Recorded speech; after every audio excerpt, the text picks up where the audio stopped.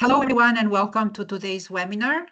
It is my pleasure to introduce today's speaker, Rahul Lahoti from UNU-WIDER, that's the World Institute for Development Economics Research. Rahul leads the development of the World Income Inequality Database, which is the largest repository on income inequality data. For years, we have drawn on UNU-WIDER's database for the preparation of the World Social Report, and we have also benefited from the expertise of Rahul and his colleagues in understanding inequality trends by country and understanding also the nuances of the data. Now, last week, we hosted a member of the World Inequality Lab of the Paris School of Economics who presented their latest data. Today, we are going to zoom out. Rahul will not only present UNU-WIDER's database, but will offer a comparative assessment of the three major cross-country databases on inequality, income and consumption inequality, which are UNU-WIDER's, the World Inequality Labs, and the World Bank's. His presentation should help us understand why inequality estimates differ so much from one database to the other based on the data sources used, the methodological choices made, and especially the concepts that lie behind each of the estimates. So without further delay, let me introduce my colleague Wei-Shun Hu, who will moderate the webinar. Wei-Shun, I pass the floor to you. Thanks so much, Marta Reich. A very good morning to everyone. My name is Wei-Shun. I'm also a staff here at the Division for Inclusive Social Development. And just like Marta said, there are many income inequality database out there. But I have to address that the World Income Inequality Database developed by UNU-WIDER has always been the information source for our research when we are authoring the World Social Report here. It has been a very well-respected, well-standardized, and a very important information source for us. So we are very happy that Rahul Lahoti is here, and we can learn from the true mastermind behind it. The presentation will go on for around 25 minutes, followed by a 30 minutes Q&A session. And if I may now introduce Rahul Lahoti to give his presentation. Thank you. Thank you. Thanks, Marta. Thanks, Juan, for giving me the opportunity to speak here. Today, the reason for presenting is both to present WIID itself, but more to compare the data sets, and each has its own advantages. And I'll just lay out those and how should researchers use those. But more prominently also because DESA has been using the dataset quite closely, and we have got very good feedback on individual countries, because if you look, there are around 180 to 200 countries where trends, once we update every year, trends change. Sometimes data, there are a lot of data inconsistencies. In some cases, we can explain it through the methods. In some cases, we have to dig deep. And I think DESA has been very helpful in sort of pointing those out. So thanks for that. And also, I hope I'm trying to present something which we have just started working on. And I get feedback in this session, but also ongoing ways on how you can use some of the tools and then give us feedback on those. So let me start. I'll break the data into presentation into two parts. The first part is about the WIID, which is World Income Inequality Database, how the method is. And in the method, I'll try to also point to how different databases address different decisions in a different way. And based on WIID, just a quick glance on what do we know about inequality, showing basically what is the level of inequality, but also how to explore data using some of the visualizations tools which we have, and some insights about sub-Saharan Africa. Then the second half, I'll try to talk about the three data sets, WIID, PIP, and WIID, and where there are differences, And it's not necessarily a critique of any of the data sets, but a comparative showing that why particular estimates are higher or lower. And it depends on the research objective, on what you pick, just to understand clearly what are the different choices made is important. So let me start. Let me start with WIID, and some of you might already know this. WIID has been there since 2000, so next year would be our 25th year of WIID. Initially, it was just a repository of various data sets collected from various sources, from PovCalNet, LIS, Eurostat, UN agencies, national statistical agencies. So it was just an aggregator of sorts, which just aggregated everything, put them in a table and put it out. There was no harmonization, there was no standardization. Over the last few years, we have slightly changed that. What we do is we provide the raw data where researchers who really want to look at the raw data without any adjustments can play with it.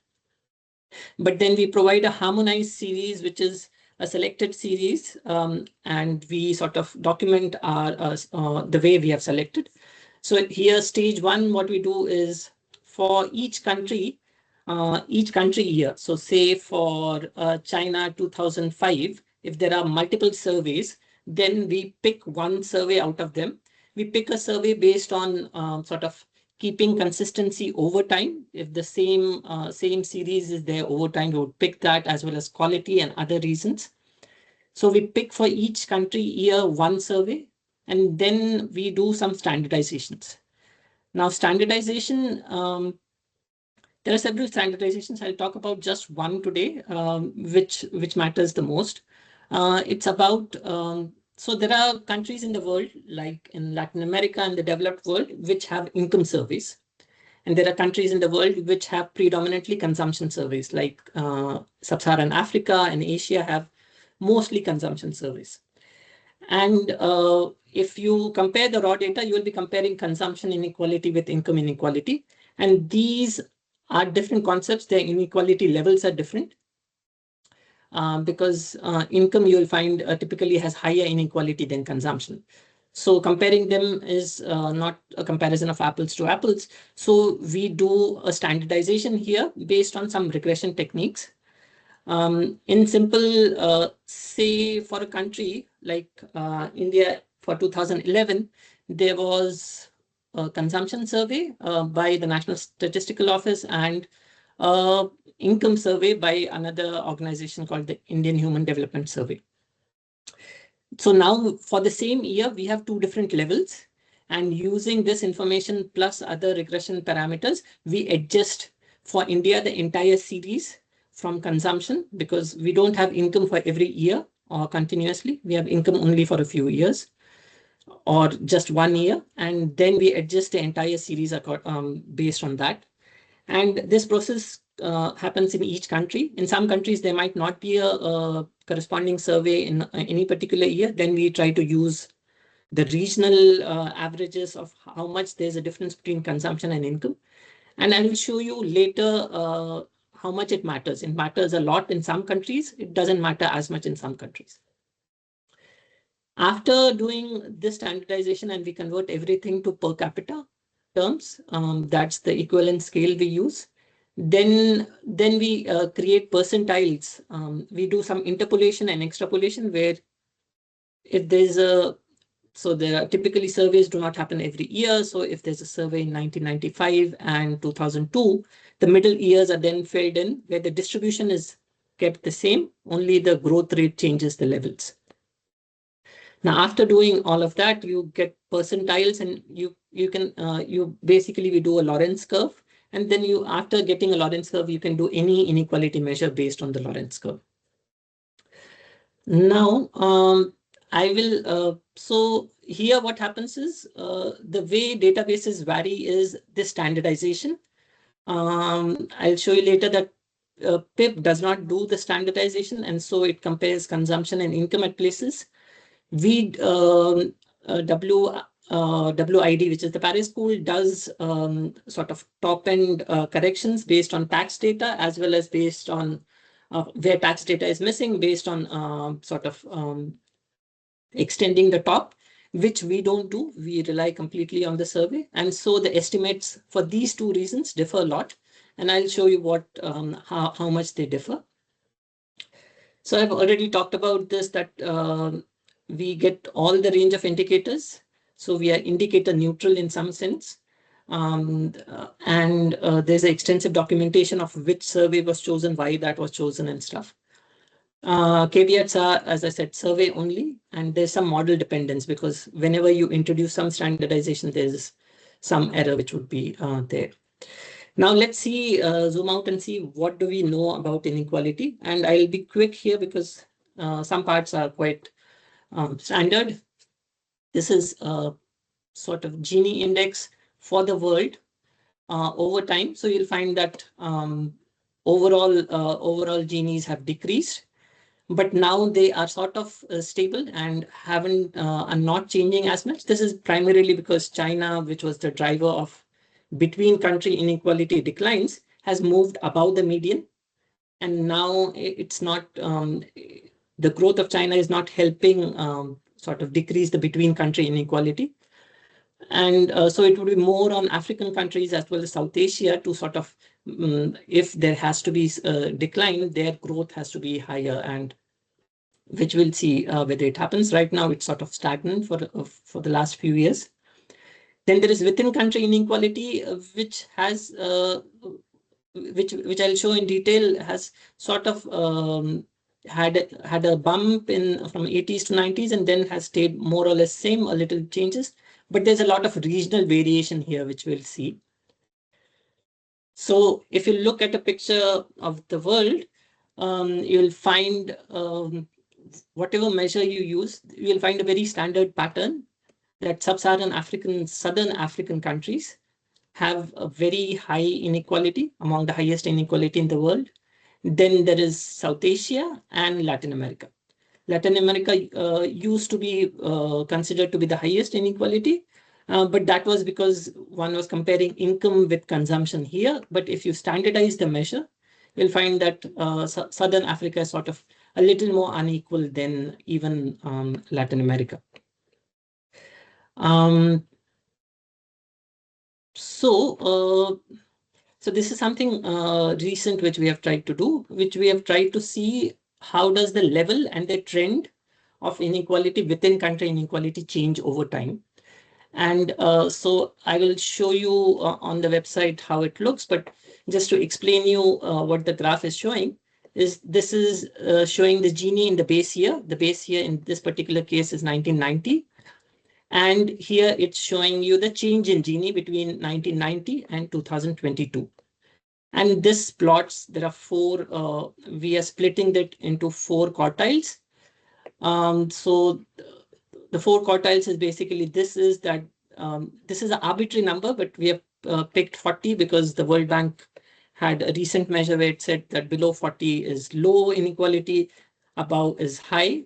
But you can change this. This is an arbitrary number. So below 40, let's say if it's low inequality, then we are saying that within low unequal countries, what are rising inequality countries and what are the declining inequality countries. And similarly, among the high, what are the rising inequality countries and declining inequality countries. So let me show you how this looks. So this is the site where we have tried to do some interactive version of this. So I will not go through everything, but I want to show you, so these are population weighted. So this will find China, India, which have both seen increases in inequality over time. And now we'll just particularly look at sub-Saharan Africa. So sub-Saharan Africa is, most countries fall in high inequality, but also decreasing inequality over time. Since 1990. But you will find that even in 2022, as we saw earlier, their inequality levels still remain high. And you'll find a lot of analysis of the sort of richest countries. A second thing which I want to show you is this, which is a simple graph. I think Branko had it a few years back. where what we're trying to do is, so the x-axis is plotting the domestic income percentile. So in this particular case, let's start with China for as a start. So it's 0 to 100 percentile. So this is the 50th percentile of China. And then we are trying to see where that 50th percentile will lie in the world distribution. So the median percentile of China lies at the 64th percentile of the world distribution. Okay. And the sort of the 8th percentile for China is now at the 25th percentile. Now, what's interesting is to see how this has changed over time. So what this graph is trying to show you is the relative position of the country as compared, relative position of each percentile of the country as compared to the world percentile. So this is not only capturing inequality, but it also captures the relative growth of different countries.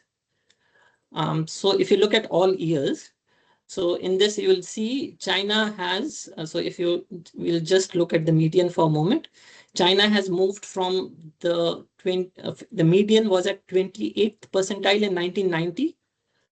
And now it has moved up around 36 points to 36 percentage points to 64th percentile. So this is a dramatic shift up, which earlier was pointed out through the elephant curve and other places. But here, what we're trying to show is that China has moved up relatively. So what are the main countries which have been pushed down? I will not go through the entire list, but I will just add sub-Saharan African region as a whole and South Africa in particular.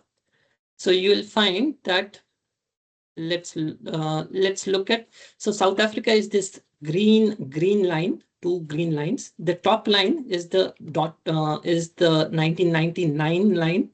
So South Africa has most of South Africa's distribution was above the world sort of world average line, which was the diagonal, and most of it has come down substantively, partly pushed by China and other countries. It has substantively come down. Sub-Saharan Africa, if you will see these two orange lines, you'll find that even Sub-Saharan Africa, which obviously South Africa is part of, has also come down substantively. Moved down due to the shift of China. There's a similar shift in Latin America, but not so much as compared to, there's not much of a shift in South Asia due to China. So it's Sub-Saharan Africa, which has relatively moved down due to its low growth rate as compared to, say, other countries in the world. So the attempt here is to show both inequality as well as how relative growth matters. And let me get back. So, so using these tools, what we figured was that Sub-Saharan Africa experienced largest declines in inequality, but still remains the highest inequality region. It experienced growth, but due to higher growth, it experienced relative position declines. Even in Sub-Saharan Africa, there are various interesting patterns that East Africa and Western Africa see far larger declines than Southern Africa, which is the more unequal part of the region. But there are a lot of data quality issues with individual country data. So there's if one needs to understand patterns, there needs to be far more in-depth work. Like just an example, I'll point out Nigeria has seen a very substantive decline in inequality. The inequality decline is so large that sometimes it's difficult to trust the data whether it has really changed as much. But that's something which researchers and we also are trying to investigate and see. So this was about WIID and some of the patterns. Now I want to move on to talking about the three data sets. So there's WIID Companion, PIP, and WIID. And you'll find that the welfare concept, we stick to net income per capita. PIP doesn't care. It combines income and consumption per capita because the focus of PIP was poverty initially. Then we have WID, which is national income per adult. This is a slightly different concept where it combines national accounts as well as surveys. Both WID and PIP are survey-based. The World Inequality Database combines tax data plus national accounts and a top-tail reconstruction. So as I'll show you, there are different advantages to each of these approaches.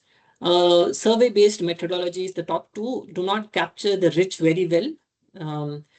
WID captures the rich far better. But the assumptions made in WID, especially in case of countries where tax data is not so frequent, and national accounts data is also not that good, which is, say, African countries or large part of developing countries. There, the assumptions are difficult to figure out. But as tax data gets richer, it might help. Now, so I had shown you a graph earlier about this was from WIID, and now I want to show you this is from WID. So as I said, some patterns are quite similar. Southern Africa still remains the highest unequal country. South Asia, Latin America more so when you use the WID. There are some countries like Russia, Iran, Saudi Arabia, which are more unequal when you account for the top. If you look at so one other constraint in all of this is the measure which you use matters a lot. Gini measure is more sensitive to the middle of the distribution. The top shares, obviously, the top 1% is sensitive to the top, only to the top, and doesn't bother as much to what happens to the entire distribution or the other parts of the distribution. So each measure, if you look at each measure, it might tell you a slightly different story, and depends on what you want to achieve through your research. It might be a mix of all the measures or just concentrating on one measure. So like with Gini, you will see a decline in inequality overall at the global level, and not much of within country, there is some decline of average inequality, not so much in population weighted, but because the more populous countries have become unequal, but overall countries have seen a decline in inequality. But if you look at top 1% and top 10% shares from WID, it has changed a little. So there was an increase till 2010, till 2005 or so, and then there's a slight decline. But in the top 1% share, there was an increase and not much of a change. It has remained quite stable. So this is partly a result of the measure you're looking at, and partly also a measure of what the data is showing. Now I want to talk about what happens at the country level. So we are comparing 3 data sets, and a very simple rule which applies in most cases is that PIP will give you the lowest level of inequality because usually it's consumption, and WID, sort of the companion measure, will WIID will give you somewhere in the middle or close to PIP if the income concepts match. And WID in general cases would be higher. So this is mostly a rule, but doesn't apply always. So if I look at Ginis, you'll see I don't have a Gini from PIP, but the levels are different here. WID has a slightly higher level than what WIID has. If you look in some countries, like if you look at India, there are big differences. This is the PIP Gini, which is consumption-based.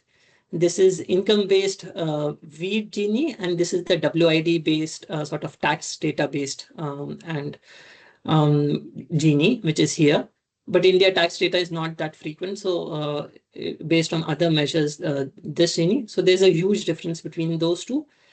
If you look at Indonesia, the differences between PIP and WIID are not as much. In UK and France, actually the differences go in the reverse direction, where WID shows slightly, because this is post-tax. So this shows a sort of lower inequality. And so sort of the variations differ by country. Nigeria, there's not much of a difference between PIP and WIID. Egypt, there are differences. China also, there are differences. So based on the country, the general pattern is this, but based on the country, the extent of differences might differ. Now we have looked at the levels. Now what about trends? Mostly, I would say that trends remain more or less constant, whatever data set you look at. Not in all cases, but more or less similar direction. The level might be slightly different, but similar directions. For countries as well as the world, Carlos, who was with WIID a few years back, he has a recent paper in World Development which shows that at the world level, the trends are the same, and only there's a level difference between WIID and WIID. Now the question arises, why are there differences? Three major reasons. One is the welfare concept, which I mentioned earlier. Is consumption are you measuring consumption inequality or income inequality? Consumption tends to give you lower, so PIP will give you PIP has a mixed practice, so it will give you lower inequality. Top tail reconstruction, which WIID does, it raises the level vis-a-vis surveys, and surveys are not very good at capturing the top. That leads to issues. And then inequality measures, which is Gini's versus top shares, they can tell you different stories. Now, I'll give you one final example of why it matters in some cases. So the World Bank recently introduced a new inequality indicator, which classifies an economy as high inequality if the Gini from the PIP exceeds 40. This is survey-based and a mix of consumption and income. This was for partly, not fully, but partly to see how do we track SDGs, as well as partly to come up with a new indicator. It's a good indicator because it's simple to understand, it's clear, it's comparable, has broad coverage. But the problem is the choice of 40 is arbitrary, but any number would be arbitrary in some sense. But the classification now, because the concepts are mixed, consumption and income are mixed, so the classification differs a lot. If you take India, which I showed earlier, is not, according to PIP, is not a high inequality country. And I'll show you this more dramatically in a moment. Whereas according to WIID or WIID, it's a very highly unequal country. Similarly for China, Egypt, and Nigeria and other cases. Now, recently, the Indian government came up with a new survey. The National Statistical Agency released a new survey, and World Bank analyzed the data and came up with a Gini index for this, which is at 25.5. This is the consumption Gini, but this places India as the third lowest inequality country, or the fourth most equal country in the world. And this was publicized by the government and so forth. But now if you look at WIID or WIID, you will find that India is among the most unequal countries in the world, among the top 5-10 most unequal countries. So it matters a lot, at least from a policy perspective and government messaging perspective, whether they can call it the most equal country versus the most unequal country, because this is an article, a paper by I think Piketty and others, saying the billionaire Raj is now more unequal than the British colonial Raj. This is for India. And similarly, if you look, if you compare it with other countries, it's comparable. It's slightly more than Brazil, even in sort of without the top tail adjustment. Just the income inequality is quite high. So these matter. These sort of what you are choosing matters a lot in terms of how you're doing it.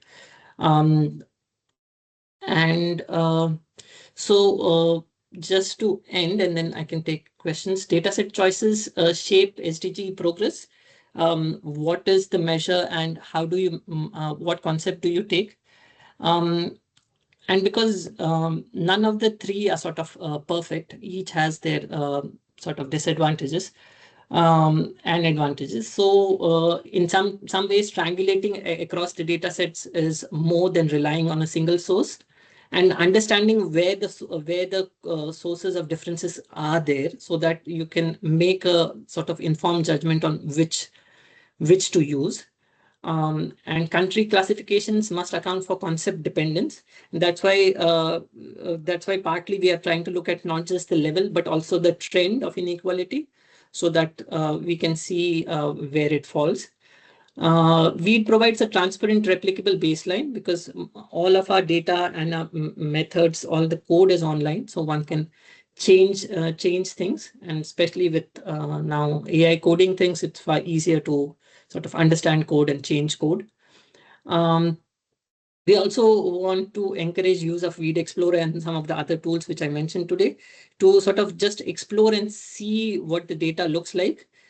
And I'm sort of sure that there are a lot of errors in terms of some countries not understandable for various reasons, because data is poor, or we might have made some mistakes in our methods. So we encourage that to show us, and then we sort of try to figure out the inconsistency. So I'll stop for now, and then I'll take questions. Thank you. Thank you so much, Rahul, for a very informative session. And for the upcoming Q&A, we have around 30 minutes left. And we have a rather small and intimate group today. So I think you can just raise your hand and I'll invite you to unmute you and raise your question. But first of all, I would like to thank Rahul for the amazing presentation. And it's heartening to see that the trend are mostly similar around different global databases, and you have deep dive into the reasons behind the divergences. And also you have mentioned of something very interesting in my mind, that the China's rise might soon harm global inequality, between country inequality. Just like I think Ravi Kampo also did something on the global inequality boomerang. So that's very interesting. And also, last but not least, I think we all know how it is, how behemoth it is for the task to standardize everything into post-income per capita. So we commend UNU-WIDER on this effort. And on that note, I open the floor to all our participants. In case you have any questions to ask, for this rare opportunity to ask our presenter. Let me see the participants. Okay, I see Marta Roig is the first one. Marta, you have the floor. Thank you very much, Wei Shun, and thanks so much, Rahul, for this very rich presentation and for the effort in standardizing the data as well. My question is, I have several questions. I don't know how many I'm allowed to ask. Maybe I'll start with one or two. So you said that it's important to triangulate, right? To look at the three sources of data. At the same time, it is clear that the World Bank's database is mixing apples and oranges, because they are just respecting the original survey data without making any transformation. So I think it's important to highlight that. In which cases would you recommend prioritizing the World Bank data, the PIP, if there are any cases? And then I have, if I can ask another question. Yes, on global inequality, you have shown that global inequality declined for the past 30 years, and now it has sort of stabilized and may even be increasing. And you have mentioned the effect of China, as Wei Shun said, and also have suggested that if any improvements were expected would come from sub-Saharan Africa. So that's more of a compositional effect, but there are also trends happening, things happening in the world that may affect global inequality, especially between country inequality. What's your expert assessment of what may happen to global inequality in the years ahead? And I'll leave it here. Thanks so much. So should I answer now and then? Yes, I think we can go ahead and answer. So just to about when PIP should be used. So I would say, to the several bank researchers also have papers where they have done standardization. So they are obviously they are aware of it, and they have methods to do it. They haven't incorporated it in the main database. I think partly because, I can speculate here, partly because the first purpose of sort of the POVCALNet, which was the older version of PIP, was to look at poverty measures where consumption was important. And so they have stayed with that. I would say the users are, if you want to just look at consumption inequality and you compare only the consumption inequality for different countries, where there is consumption inequality. Say, I want to compare consumption inequality in sub-Saharan Africa. Then I would say I would go with PIP because it has quite decent coverage. It has consumption inequality. There's no standardization, so it's raw data. You're comparing the same concepts, and it's perfectly fine. But also, if you want to do some poverty analysis, then I would sort of go to PIP because WIID and WIID are not made for that. Now, the second question on global inequality, what will happen? I think economists are very bad at predicting things. But in general, I would expect that the between country inequality would increase, partly because sub-Saharan African countries are right now at least not growing at a rates where they are comparable to developed countries and even China, because developed countries in the recent few years after COVID have sort of grown at a slightly higher rate than their traditional rates, as well as Chinese growth actually will increase inequality now. So unless sort of India and sub-Saharan Africa can have very large growth rates, which I don't see sub-Saharan Africa happening in the recent sort of this, and within country is very difficult to predict, but the general pattern is you'll see sort of a trend line that more unequal countries tend to see declines in inequality. So hopefully sub-Saharan Africa sees more declines in inequality, especially the southern sort of these countries with Ghana, Mozambique, South Africa should see some declines. But also the world is so fractured right now, it's very difficult to say anything. Thank you so much. And I see Claudio is next. Claudio, you have the floor. Thank you. Thank you for the presentation, Rahul. I'm Claudio, also from DISD team. So the question is about related to much of the recent debate on inequality, particularly following Piketty, emphasizes the structural mechanisms such as the relationship between capital accumulation and economic growth in shaping long-term inequality dynamics. Yes. So with the data sets that you have been sharing, to what extent can researchers go beyond describing income or consumption distributions and actually explore those structural mechanisms? I ask also because we see diverging patterns across countries, like in relatively egalitarian countries in Latin American regions such as Costa Rica or Uruguay. There seems to be rising inequality, or at least a slowdown in earlier progress. While countries, I would say like Brazil or Mexico, have experienced periods of declining inequality during the same years. So do these data sets allow us to better understand how inequality evolves in relation to economic growth across countries? Thank you. Yeah.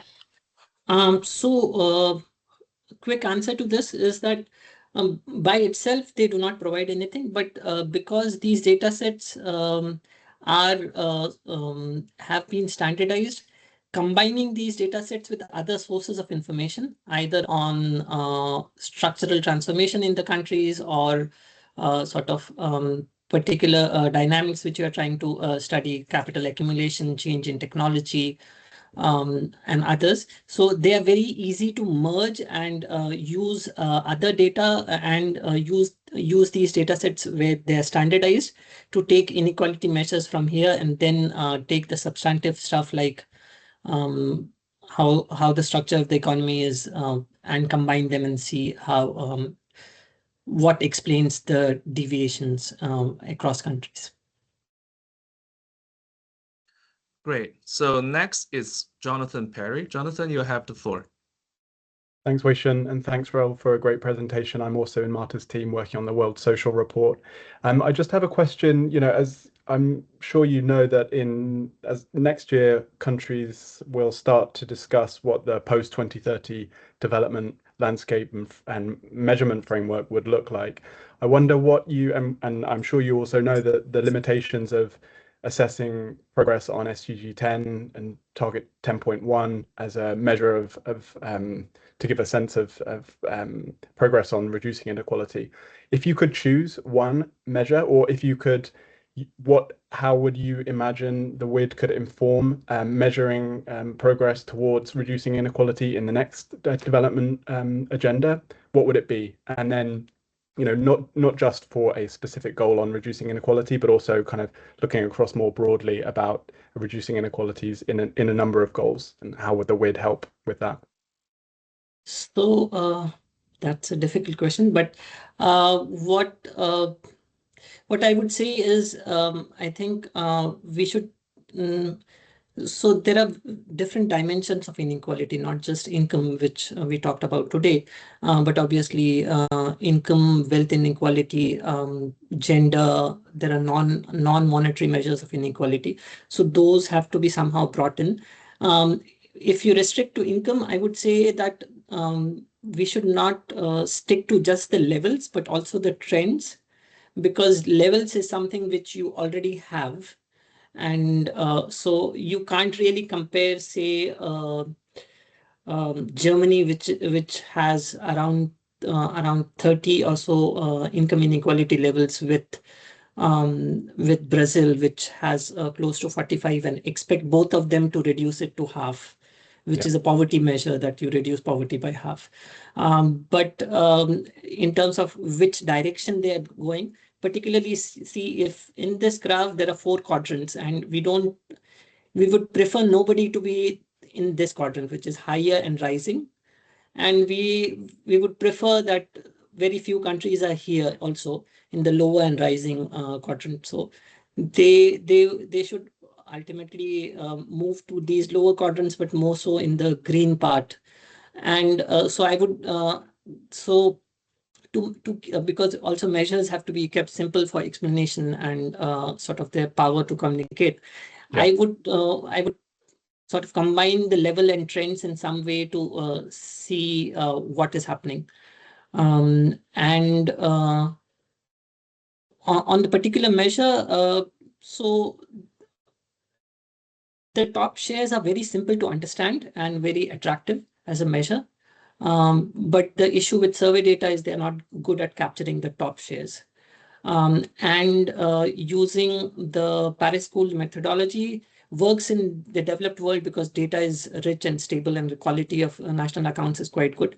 But in sub-Saharan Africa, the quality of national accounts itself is not good. They get restated every few years, and then you'll have a completely different trend. And also tax data is still not that frequently available at a GRAT level. Also, there is the developed countries are more formal, so tax data can help better understand the economy, whereas various Asian, Sub-Saharan African, Latin American economies are very informal.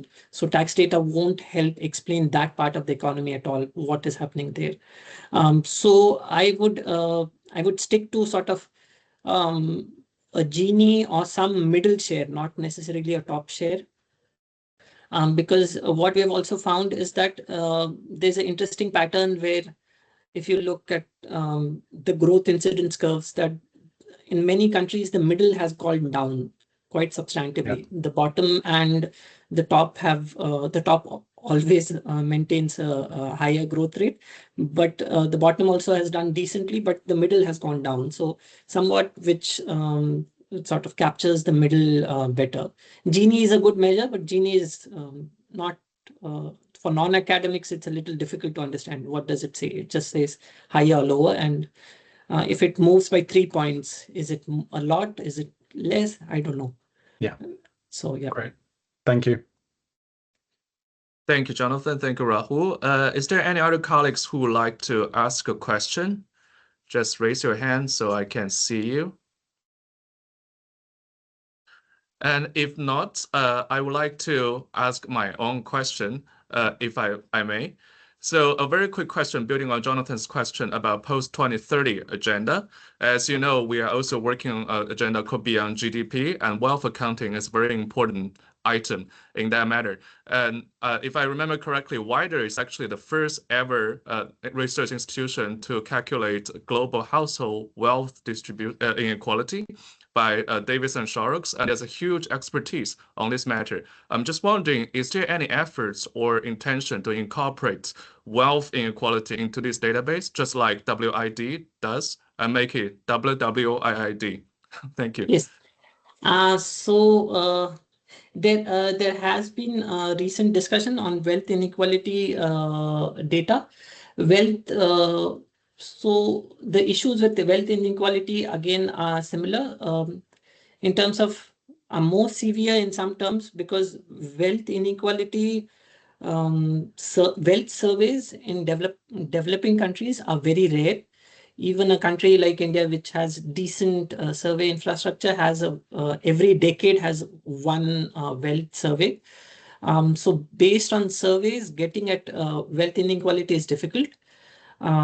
Also, people are more comfortable with sort of giving information on consumption or income. Wealth, people are, because I have done a wealth survey in Karnataka state in India, and it's very difficult, especially at the very top. The dropout rates become close to 90 or 100%.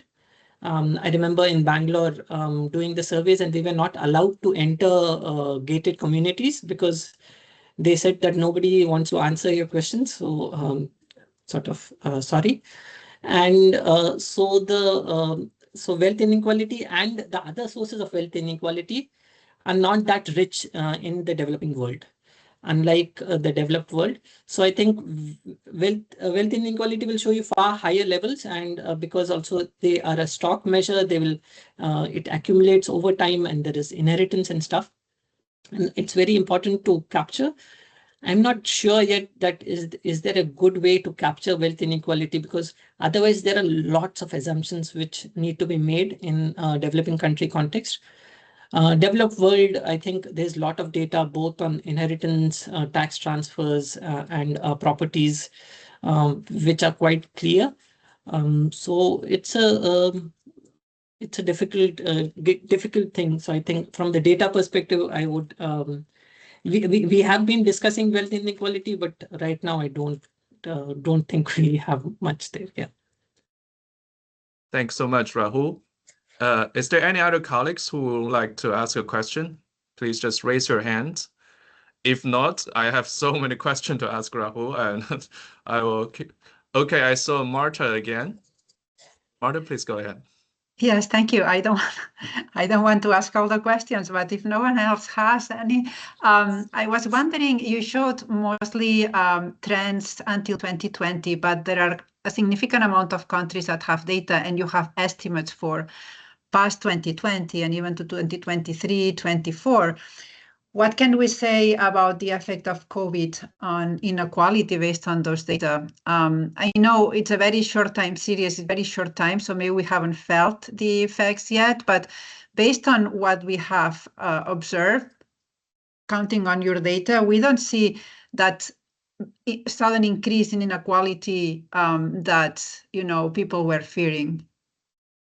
So based on the data which we have, I agree. I don't think we see any sort of large inequality change in the developed world. Actually, the inequality might have gone down a little bit due to transfers which were made during that period. And in the developing world, at least the surveys till now haven't captured anything much on what is happening. There have been surveys in 21, 22. Hopefully in the next few years, we might have some sense whether it structurally changed something, that inequality patterns and trends changed, or whether everything is going back to pre-COVID levels. It's not clear. And also it's, so given there are so many things which generally happen in the world, but especially in these times, It would be very difficult to isolate COVID impact now, because if you look at data as until 2024, I think one can look at data and tell, but after 2024 onwards, technology and other things coming into existence, or rapid transformations coming, I don't know if we have. Right now, I can say that we have looked at it partly, but we are trying to explore it a little more based on, so our next update is happening right now. So trying to see if in the next update we have more data to say something more. Great. Thanks so much. Thank you. And I see Jonathan has another question. Please go ahead. I'll be quick. This one's quick. Raul, I just want to ask if you mentioned a couple of times about the data limitations with a lot of this.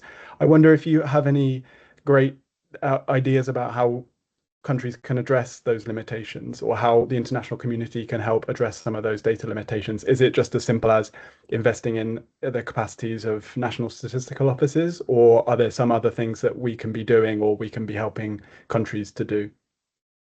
So obviously far more surveys or regular surveys, but also what has happened is data has always been political, but now more so countries are very sensitive to data and releases of data and what the data is saying. Yeah. And somehow I think there needs to be more public awareness to make data collection a slightly independent exercise, which is not so much in government hands. In terms of it's still going through the government and funded through the government, but independent agencies doing it would help reliability of the data. I can give you an example of India, where data is now very contentious. Releases have been stopped because data doesn't show you what the government wants to say, or data definitions are changed and stuff, which I think has happened in several other countries. So that is one issue. Obviously, the simple sort of this is to increase data collection, but I don't know whether sort of data collection by independent agencies would tremendously help. And also now I think they can be with more sort of more digital data, and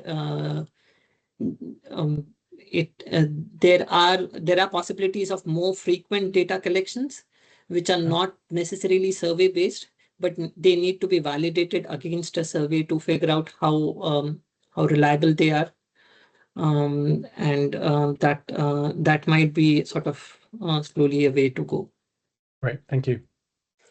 Thank you. And next upcoming is Isabel. Please go ahead. Thank you. Thanks so much. Thank you, Raul, for a really interesting presentation.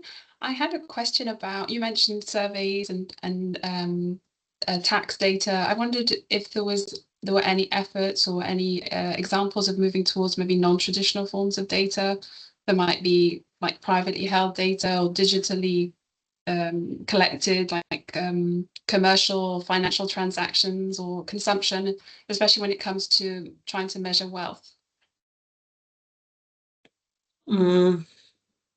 So there have been efforts in different countries in to trying to sort of through wealth data. I know of there are various rich lists now in various countries which try to capture the top 0.1% or so, and that is then used to estimate back the top 10%.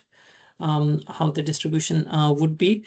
And these lists are based on, and because this top 0.1% is usually a small fraction of the population and is well known, based on stock market valuations or their property valuations, there is better data of that, and people have used that to then extrapolate to other parts of the distribution. At least to the top 1% of the distribution.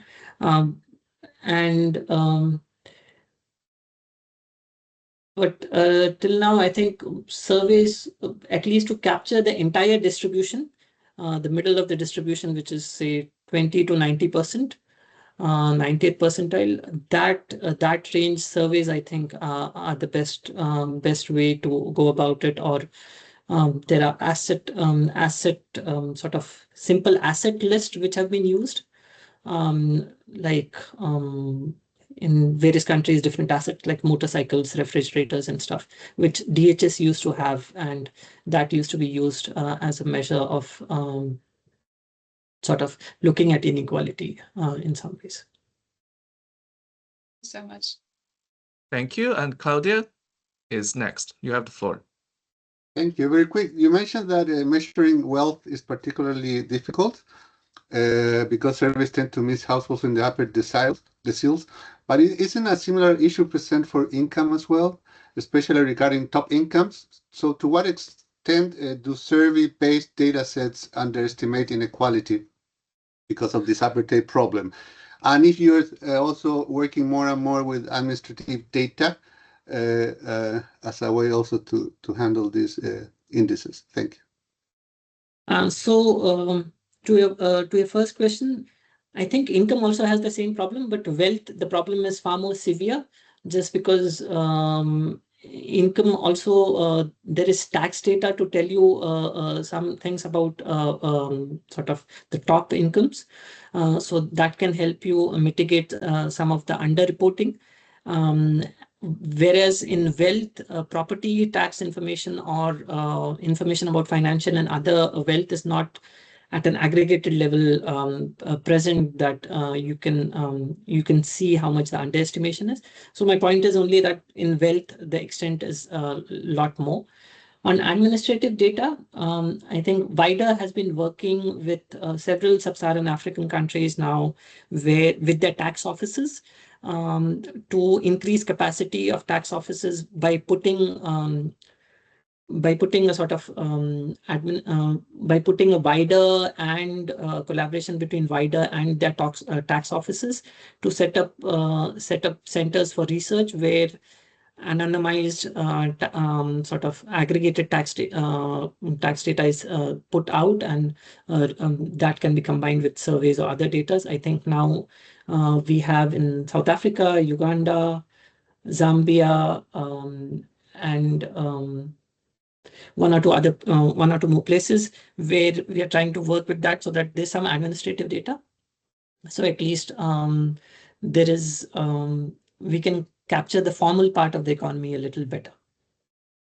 Thank you. And hopefully in the next few years, we'll be able to combine that data with WIID data, at least for these particular countries.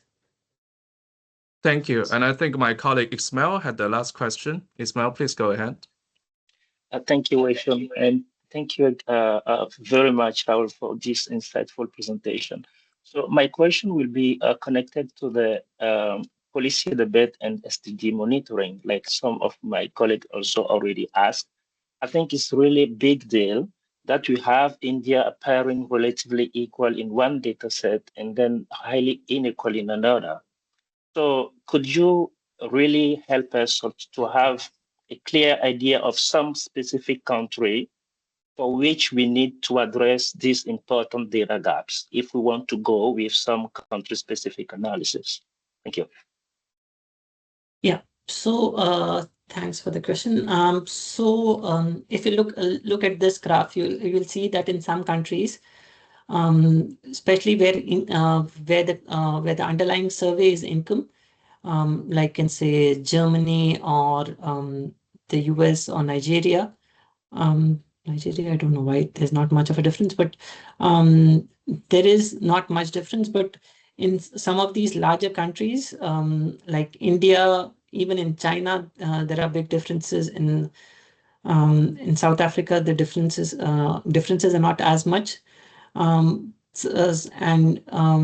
So one will have to take a case-by-case approach on how these differ, how much these differ. But especially with PIP, with the consumption survey, it's clear, I think, if we stick to either consumption as a measure or either income as a measure, so that we can compare things equally.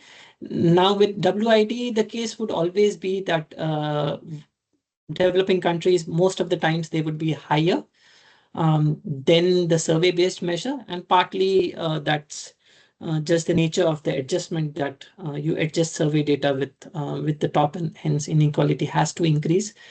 Now, if you really want to find the truth, I don't know. The truth might be somewhere in the middle of this, but where it is not would be country dependent on and dependent on, as in, is it here or is it here? It will be very much country dependent, as well as how is the quality of data in that country based on which WIID has made the estimations. Thank you so much, Rahul. Yeah. Okay. Yeah. Sorry. So we are 1 minute overdue. Thank you very much for the very informative session, very enriching discussions. We've learned a lot about global inequality trends, about the potential concern about rising between country inequality, and most importantly, about the importance of welfare concept when we're measuring equality, especially when Rahul gave us a clear recommendation for in which scenarios we should use which one. That's very, very helpful. I would like to thank everyone, and especially our presenter, Rahul Lahoti, for this meeting. And just bear in mind that this meeting is recorded and will be posted on our website. You can go to social.desa.un.org to watch the recording. Thank you so much and have a lovely Thursday ahead. Thank you. Thank you. Thanks a lot. Thank you so much. Bye. Thank you, Rahul. Thank you.